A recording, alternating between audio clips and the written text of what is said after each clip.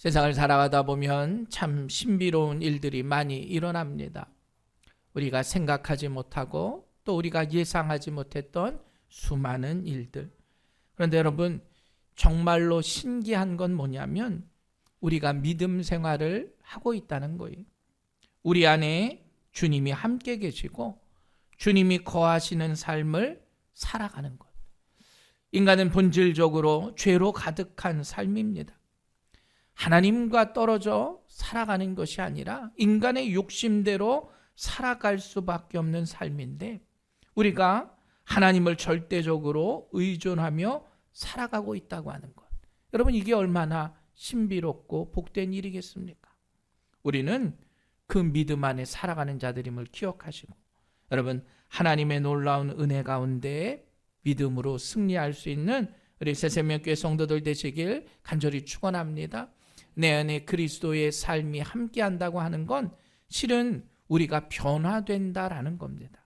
그리고 내가 변화되는 것을 깨닫는다고 하는 건 내가 말을 통해서, 언어를 통해서 변화되는 것이죠. 그 사람이 저 사람이 은혜 받았구나, 저 사람이 믿음 안에 살아가구나, 그것은 그 사람이 무슨 말을 하고 어떠한 축복의 말을 하느냐에 따라 달려있다라는 거예요. 요즘 세대마다 사용되는 언어들이 다릅니다.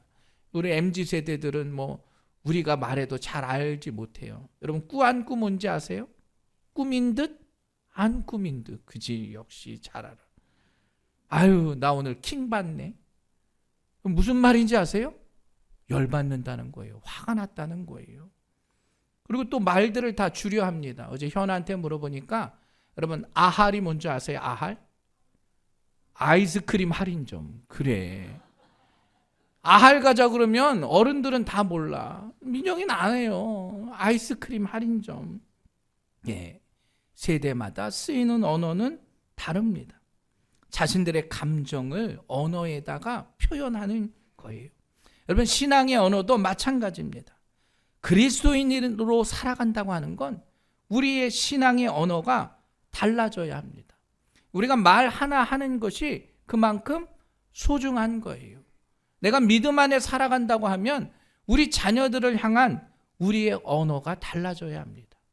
아내와 남편을 향한 언어가 바뀌어져야 하는 거예요. 프랑스의 신학자 자크 엘ler은 뒤틀려진 기독교라는 책에서 이렇게 말해요. 그리스도 안에 거하는 게 믿음의 생활인데 우리의 말과 우리의 행동에 변화가 없다면 그 믿음은 상실되어 간다라는 거예요. 내가 아무리 지식적으로요, 성경을 많이 알고 또 오랫동안 신앙생활을 해도 우리의 삶의 변화와 행동의 모습이 없다면 믿음의 능력은 사라져가고 있다라는 겁니다.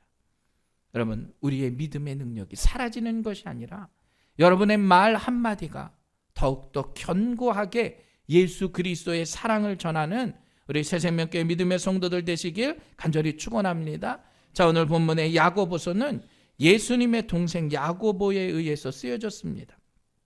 놀라운 건 예수님의 동생인데 예수님과 함께 있을 때는 예수님의 말이 야고보에게 들어오지 않았어요. 솔직히 예수님이 태어난 그곳에서는 예수님이 기적을 행하고 예수님이 하나님의 아들이라 아무도 생각하지 못했다는 거예요. 요한복음 7장 5절에 보면 이는 그 형제들까지도 예수를 믿지 아니함이로라. 예수님의 동생도 예수님을 믿지 못할 정도였다는 거예요. 왜냐? 그때까지는 예수님이 하는 말씀이 그에게 말씀처럼 들려지지 않았습니다. 예수님이 십자가에 달려 돌아가시고 성령이 그들에게 임하는, 약속하신 성령이 임하게 될 때 그제서야 깨달은 거예요. 이분이 예수님이시구나. 야고보는 하나님의 나라를 깨닫고 나서 야고보서 1장 1절 말씀에 보면 하나님과 주 예수 그리스도의 종 야고보 자신이 내가 예수님의 동생이 아니라 하나님과 예수님의 종이라고 말합니다.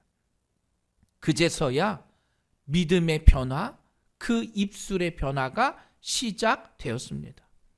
여러분, 이 야고보서는 예수님이 부활하시고 20년도 채 되지 않아 쓰여졌습니다. 그리고 그 당시에는 아직도 기독교의 박해가 심할 때였어요. 유대인들이 뿔뿔이 흩어져 있었습니다. 믿음으로 구원을 얻는다라고 하는 그 믿음의 모습을 가지고 세상 사람들이 살아가지만, 여러분, 그 믿음만 있었지 실천이 없는 시대였습니다. 내가 믿음은 가지고 사랑은 가지고 있다 말하지만 그렇게 실천하며 살지는 못했어요. 그래서 야고보서는 믿음에 대한 실천, 행위를 강조하고 있는 겁니다. 자, 오늘날 우리는 예상할 수 없는 시대에 살아갑니다. 여러분, 10년 전만 해도요, 지금의 시대를 그렇게 예상하기 어려워요. 요즘에 얼마나 AI가 발달했는지 웬만한 동영상을 보면 이게 진짜인지 가짜인지 헷갈려요. 어떤 게 옳은 건지 예상하고 판단하기 어렵다는 겁니다. 변화의 속도가 너무나 빠르다는 거예요. 아이들의 언어, 세상의 모든 것들이 빠르게 지나가는 거예요. 시간과 공간의 모습들이 무너져 버리는 시대에 우리는 살아가고 있다는 겁니다. 여러분, 그런 시대에 우리는 그리스도 안에 거하는 삶을 살아가야 된다는 것을 기억하시기 바랍니다. 자, 22절 말씀 보면 너희는 말씀을 행하는 자가 되고 듣기만 하여 자신을 속이는 자가 되지 말라. 하나님께서 가르쳐 주신 대로 행하라는 겁니다. 듣기만 하면 무슨 소용이 있냐는 거예요. 행하지 않으면 안 된다는 겁니다. 앉아서 듣기만 한다면 그것은 자신을 속이는 자가 된다라는 거예요. 오늘 야고보서의 말씀대로 여러분, 자신을 속여서는 안 됩니다. 듣는 것으로 만족하지 마시길 간절히 축원합니다. 하나님의 말씀이 들려질 때요, 그 말씀만으로 끝나서는 안 된다는 거예요. 말씀을 내가 묵상해야 합니다. 설교하는 말씀이요, 그냥 귀로만 들려줘서는 안 되고 여러분의 삶 가운데 곱씹어져야 되는 거예요. 내 일상을 통해서. 그래야 우리가 말씀대로 살아갈 수 있다는 겁니다. 요즘 설교가 얼마나 넘칩니까? 어디서나 들을 수 있어요. 여러분, 핸드폰만 있으면 하루 종일 유명한 목사님들의 설교를 다 들어요. 그런데 그 설교가 나에게 다 들려진다고 내가 그 설교의 말씀이 내 안에 곱씹어지고 성찰이 되느냐, 그것이 중요하다는 거예요. 성경의 지식은 많아졌습니다. 얼마나 많은 성경 공부가 있는데요.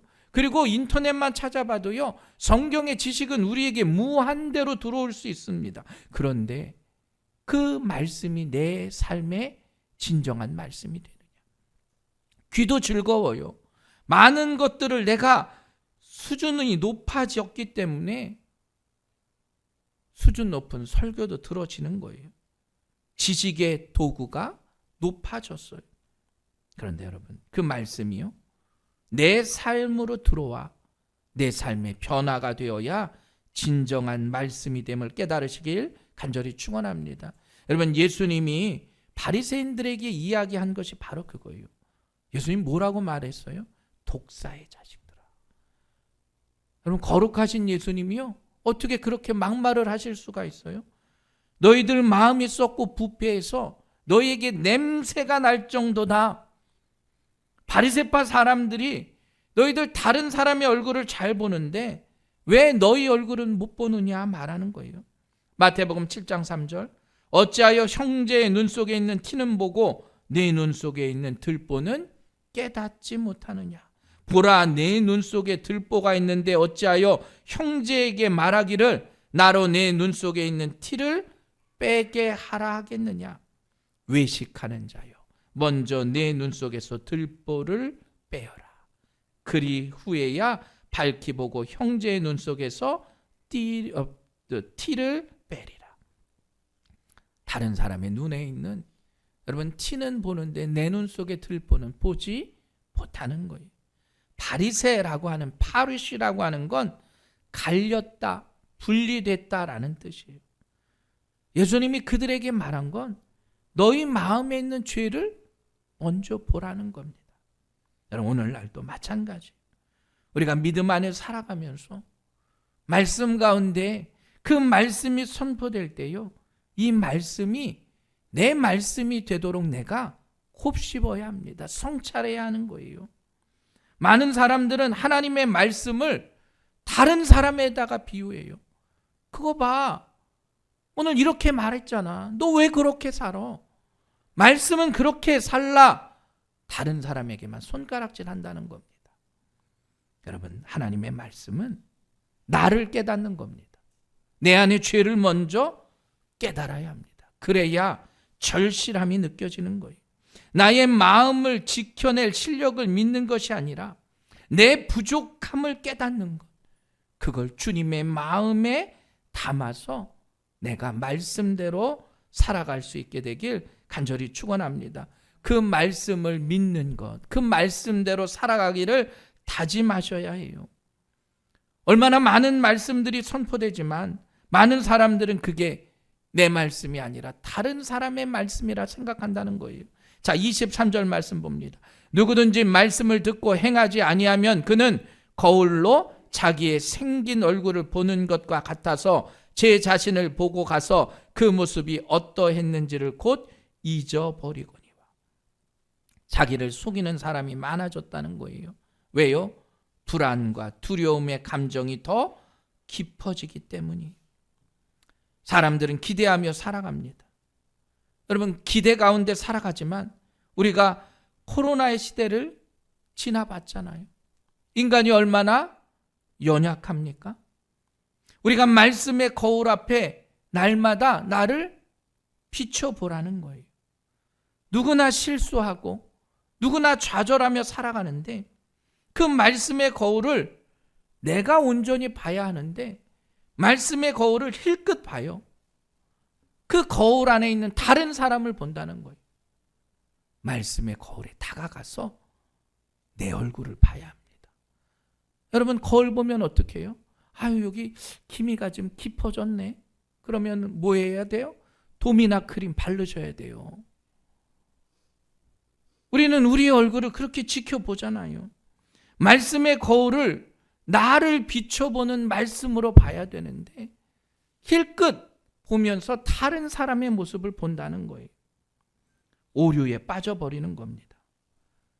성경의 잘못된 모습을 가지고 잘못된 생각으로 나아가는 거예요. 25절 말씀 보면 자유롭게 하는 온전한 율법을 들여다보고 있는 자는 듣고 잃어버리는 자가 아니요 실천하는 자니 이 사람은 그 행하는 일에 복을 받으리라. 자유하게 하는 하나님의 그 완전한 법을 살피는 사람은요, 들은 걸 잊어버리지 않는 거예요. 말씀대로 행하는 사람이다 말하고 있습니다. 여러분, 하나님의 복을 받는 비결이 바로 그겁니다. 하나님의 그 온전한 법을 잘 살피는 거예요. 하나님의 온전한 법이 뭡니까? 예수의 복음입니다. 야고보서의 수신자들은 1세기의 기독교인들이었어요. 그들에게 지금 야고보가 이야기합니다. 하나님의 그 온전한 완전한 법이 바로 예수 그리스도라. 너희들 그 복음을 잊지 말기를 바라는 거예요. 지금 환난과 핍박이 임하고 있습니다. 믿음의 실천이 그들에게 중요해요. 하나님의 그 구원의 모습을 가지고 세상 가운데 살아가야 합니다. 하나님의 그 완전한 온전한 법이 내 안에 있어야 우리가 인간의 죄를 깨닫고 부활하신 주님과 동행할 수 있다는 거예요. 여러분, 하나님의 그 온전하신 법이 우리 믿음의 성도들의 삶을 이끄는 복음의 말씀임을 깨달으시길 간절히 축원합니다. 그래야 우리 안에 있는 옛사람을 벗어버리는 거예요. 내 속이 거룩하게 강건하게 나아가는 겁니다. 아무리 내가 선행을 하고요, 어디 가서 공의로운 일을 했다고 해서 우리의 죄의 본성은 사라질 수 없어요. 오직 하나님의 온전하신 법을 통해서만 우리의 삶이 가능하다는 것을 깨달으시길 간절히 축원합니다. 그러나 요즘 기독교가 너무나 세속적으로 흘러간다고들 이야기합니다. 편리주의와 만능주의 때문에 세속화된 복음이 넘쳐난다고 말해요. 과연 우리들에게 있어서 이 경건의 원천이 누구일까? 바로 예수 그리스도의 완전하신 복음밖에는 없다는 사실을 여러분 모두가 기억하시길 간절히 축원합니다. 하나님께서는 세상에 악에 물들지 않고 순수하고 깨끗한 신앙인의 길을 우리에게 바라십니다. 세상의 기준이 아니라요, 하나님의 기준에서 하나님이 볼 때 순수한 신앙을 가진 사람들, 그래도 정직하고 깨끗한 신앙을 가진 사람들을 원하신다는 거예요. 여러분, 믿음이라고 하는 건 보이지는 않습니다. 그러나 그걸 너무 추상적으로만 생각해서는 안 돼요. 믿음이라고 하는 건 보이진 않지만 우리의 눈을 통해서 우리는 알 수 있어요. 그 사람의 모습을 가지고, 그 사람의 언어를 가지고, 그 사람의 행동을 가지고 그가 믿음 안에 살아가느냐 그렇지 않느냐를 깨달을 수 있다는 겁니다. 주님의 마음을 가지고 세상을 바라보면요, 주님의 마음을 가지고 믿음의 사람을 보면 이 사람이 믿음 안에 살아가는구나, 우리도 느낄 수 있다는 거예요. 자, 야고보서는 로마의 가혹한 핍박으로 인해서 참된 사랑과 교제를 점점 더 잃어가고 있는 거예요. 여러분, 교회가 핍박을 당하니까 성도들의 마음이 얼마나 무섭겠습니까? 좀만 잘못하고요, 좀만 문제가 있어도 큰일이 생기는 겁니다. 환난 가운데서 그들은 인내하면서 살아가요. 그런데 어떻게 살아갑니까? 폭력적으로 개혁이 아니라요, 그리스도의 사랑 안에 거하라라는 거예요. 때리면 맞고요, 아프면 주님의 사랑 안에 그들을 감싸주고요, 힘들고 어려운 일이 있을 때도 예수님의 사랑을 기억한 겁니다. 여러분, 그렇기 때문에 예수의 사랑으로 로마가 무너진 거예요. 결국은 로마에서 기독교를 공인할 수밖에 없었어요. 복음이 전해지는 놀라운 역사가 임하게 되었다는 겁니다. 여러분, 지금도 마찬가지예요. 세상은 빠르게 변화갑니다. 급변하는 세상 속에서 살아가요. 복음이라고 하는 건 느릴 수도 있어요. 답답할 수도 있습니다. 작아서 보이지 않을 수도 있어요. 그러나 주님의 그 사랑은 살아있는 하나님의 능력이라는 사실을 기억하시길 간절히 축원합니다. 살아있는 믿음의 능력이 우리 안에 있어야 하는 거예요. 세속의 것들은 중독성이 강합니다. 그렇잖아요. 한번 빠져버리면 헤어나오기가 힘들어요. 요즘 젊은 아이들이요, 핸드폰에서 도박 중독 때문에 문제가 많대요. 여러분, 군인들이요, 핸드폰 요즘에 나눠주잖아요. 그것 때문에 다 도박한대요. 정부에서 아이들을 위해서 그렇게 저축도 하게 하고 주는데 다 도박으로 날린다는 겁니다. 여러분, 세상의 것들도 그렇게 중독성이 강한데요, 실은 예수 그리스도의 그 말씀이 우리 안에 임할 때요, 그 예수 그리스도의 말씀이 세상에 중독된 것보다 더 강력한 은혜가 있다는 사실을 깨달으시길 간절히 축원합니다. 미래 사회에 보여지는 것들은 자신을 속이고 있는 일들이 빈번해져요. 아까 말했듯이 여러분, 가상세계와 현실세계의 구분이 점점 더 어려워지는 시대입니다. 마찬가지로요, 참된 믿음과 거짓의 믿음도 구별되기 어려워질 거예요. 지금 이단들이 판을 치는 이유가 바로 그거예요. 무엇이 참되고 무엇이 거짓인지를 많은 사람들이 깨닫지 못하는 겁니다. 그러기 위해서 우리는 살아있는 하나님의 말씀으로 돌아가야 합니다. 하나님의 말씀만이 진리의 책이에요. 하나님의 말씀만이 살아있는 책이에요. 디모데후서 3장 16절, 모든 성경은 하나님의 감동으로 되었다. Inspiration of God이라고 그래요. NIV 성경에서는 God의 breath라고 말해요. 하나님의 숨결이 성경 안에 있다는 거예요. 하나님의 영이 이 말씀 가운데 있다라는 겁니다. 감동되었다, 영감이라고 하는 건 숨을 불어 넣었다고 하는 거예요.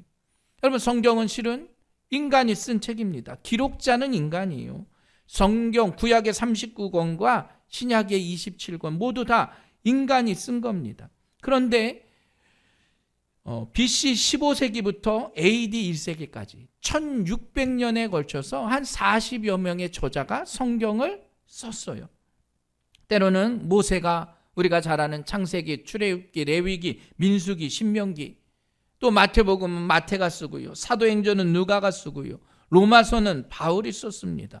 기록자는 분명히 인간이에요. 그런데 여러분, 이 인간이 왜 하나님의 감동으로 쓰여졌느냐 하는 거예요. 하나님께서 이 기록자들을 통해서 하나님의 뜻을 오롯이 말씀 안에 우리에게 전해 주셨다라는 겁니다. 그래서 우리는 그 성경을 하나님의 감동으로 되었다 말해요. 마치 이런 것과 같습니다. 여러분, 대통령이 연설문을 작성하면 대통령이 다 하지 않아요. 옆에 있는 비서관들이 합니다. 각자의 재주를 발휘해서 또 특별한 재능을 가진 사람들, 전문가들이 함께 작성을 해요. 대통령과 충분히 교감하겠죠. 그리고 대통령 자신이 확인하고 대통령이 그 연설문을 읽습니다. 그럼 그 연설문은 누구 거예요? 대통령이 연설을 한 거예요. 대통령의 것입니다. 성경의 능력도 성령의 영감도 마찬가지예요. 성령의 원저자는 성령입니다. 성령께서 인간을 통해서 말씀을 가지고 우리에게 전해주시는 거예요. 그리고 그 말씀은 어제나 오늘이나 영원토록 살아있는 말씀이라는 겁니다. 그리고 그 말씀을 묵상할 때 우리가 그 말씀을 깨닫는 것이 중요해요. 아까 말했듯이 곱씹는 겁니다. 조명하는 거예요. 성령의 메시지를 내가 깨닫는 것. 여러분, 그게 믿음 안에서의 첫 번째 모습입니다. 기록된 성경은 일반적인 메시지입니다. 이 성경은 다 똑같아요.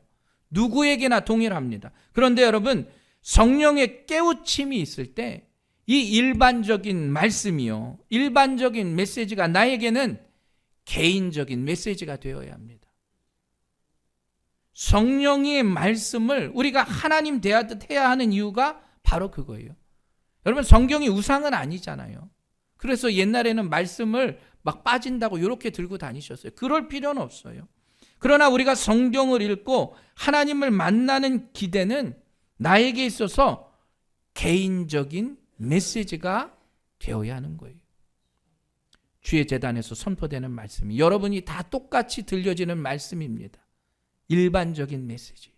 그러나 그 메시지가 나에게 개인적인 메시지가 될 수 있도록 나를 돌아볼 수 있는 우리 새생명교회 성도들 되시길 간절히 축원합니다. 그걸 뭐라고 이야기합니까? 말씀의 거울이라 말하고 있어요. 성경은 나를 비춰주는 거울이라는 거예요. 자기 자신의 모습이 어떻게 생겼는지를 거울을 보며 알 수 있듯이 선포되는 말씀을 보면서 나를 볼 수 있어야 한다 말하고 있어요. 성경을 보면 내가 어떻게 달라져야 할지를 깨닫는다는 사실을 기억하시길 주님의 이름으로 간절히 축원합니다. 그래서 여러분, 말씀의 거울 앞에서 살아갈 수 있는 여러분들 되시길 간절히 축원합니다. 그러려면 나를 먼저 돌아보자라는 거예요. 자, 23절 말씀 보면 누구든지 말씀을 듣고 행하지 아니하면 그는 거울로 자기의 생긴 얼굴을 보는 사람과 같아서 제 자신을 보고 가서 그 모습이 어떠했는지를 곧 잊어버리거니와. 여러분, 거울을 봤어요. 거울을 봤는데 여기에 뭐가 묻었어요. 어떻게 해야 합니까? 묻은 걸 닦아내야 합니다. 그런데 거울을 봤는데 내가 여기 묻은 걸 잊어버렸다는 거예요. 더러운 얼룩이 묻어 있으면 그걸 닦아내고 단장해야 하는데 거울을 봤는데 곧 잊어버렸다는 거예요. 여러분, 말씀이라고 하는 건 내가 얼룩이 묻어 있는 걸 발견하는 겁니다. 발견하면 그것을 닦아내며 살아야 해요. 그게 바로 말씀대로 살아가는 삶임을 기억하시길 간절히 축원합니다. 자기 자신을 들여다볼 수 있는 거울, 그게 바로 말씀이에요. 우리의 내면의 모습을 발견할 수 있는 곳, 그게 바로 말씀이라는 거예요. 여러분, 그 거울이라고 하는 건 실은 나만 볼 수 있어요. 옆에 사람이 내 거울을 봐주지 않는다는 겁니다. 그렇잖아요. 옆에 사람들이 내 거울을 볼 수 없는 거예요. 그 성경의 말씀을 통해서 내면의 나를 발견하는 건 내가 하는 겁니다. 그리고 오직 말씀을 통해서 영혼과 인격의 모습을 들여다볼 수 있는 우리 복된 성도들 되시기 바랍니다.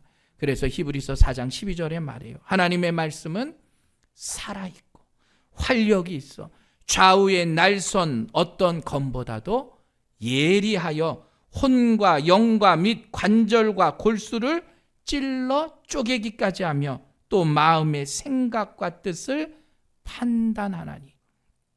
우리의 마음을 찔러 쪼개는 것으로 끝나는 것이 아니라 마음의 생각과 뜻을 판단하게 한다는 겁니다. 여러분, 그래서 말씀이 우리의 마음의 속 깊은 곳까지 임해야 됨을 기억하시기 바랍니다. 이게 바로 개인적인 메시지예요. 개인적인 메시지를 내가 받아들일 때 여기에서부터 신앙생활이 시작되는 겁니다.